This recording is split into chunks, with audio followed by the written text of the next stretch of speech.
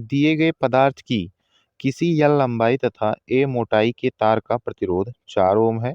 इसी पदार्थ के किसी अन्य तार का प्रतिरोध क्या होगा जिसकी लंबाई L/2 तथा मोटाई 2a है। यानी कि पहले तार का जो लंबाई है वो L है और मोटाई a है, और अन्य तार का कह रहा है, कहने का मतलब दूसरा तार हम कह सकते हैं उसको, उसकी लंबाई L/2 और मोटाई 2a है। तो पहले तार के लिए देख लेते हैं, जो सूत्र लगेगा वो यही लगेगा भैया, R बराबर रो इंटू L/a।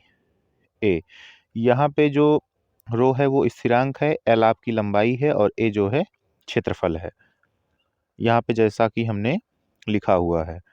तो L लंबाई तथा a मोटाई, तार का जो प्रतिरोध है कितना है, 4 ओम है। ये पहले से ही दे दिया गया आपको। अब दूसरे तार के लिए आपको निकालना पड़ेगा। देखिए दूसरे तार के लिए क्या है, हम यहाँ पे R2 लिखेंगे और उसके बाद लिखेंगे क्या, सूत्र वही लगेगा, R बराबर और रो इंटू L/a, सूत्र तो यही लगेगा। अब पहले तार के लिए तो यहाँ पे हमने निकाल लिया, अब दूसरे तार के लिए निकालेंगे। देखिए अब R2 लिखेंगे, उसके बाद लिखेंगे रो इंटू L/a। दूसरे तार के लिए जो लंबाई है कितनी है, L/2 है, तो यहाँ हम लिखेंगे रो इंटू रो नहीं है, L/2 है, तो यहाँ पे हम लिख देंगे L/2 और बटे लिखेंगे a कितना है, 2a है ना, 2a। अब इसको जब हम गुणा करेंगे, मल्टीप्लाई करेंगे, देखो क्या होता है। हमारा जो है इसको हम ऊपर लेके जाएं, है ना, एक जाएगा, तो यहाँ पे हम यल लिखेंगे, इसको ऐसे बटे में पहले लिख लें, हम इसको हटा दें, थोड़ा सा किनारे करते हैं।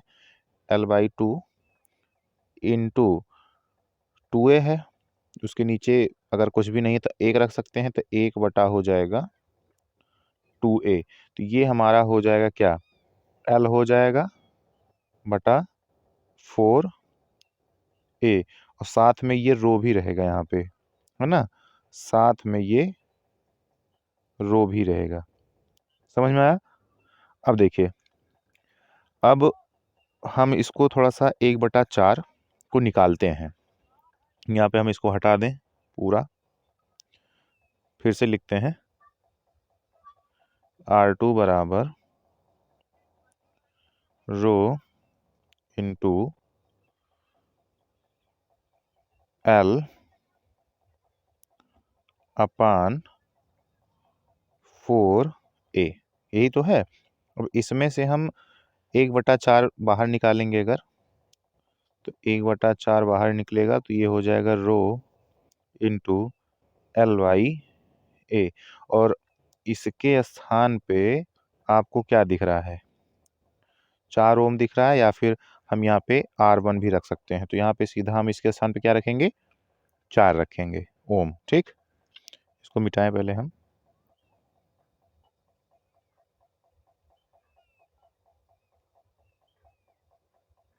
ये चीज़ हमारा हट गया। अब यहाँ पे हम रखते हैं क्या, 4 गुणे 4। अब इसको इसको काट देंगे, कितना बचेगा, 1 बचेगा ओम। यानी कि जो दूसरे तार का प्रतिरोध है वो कितना आएगा, 1 ओम। समझ में आया।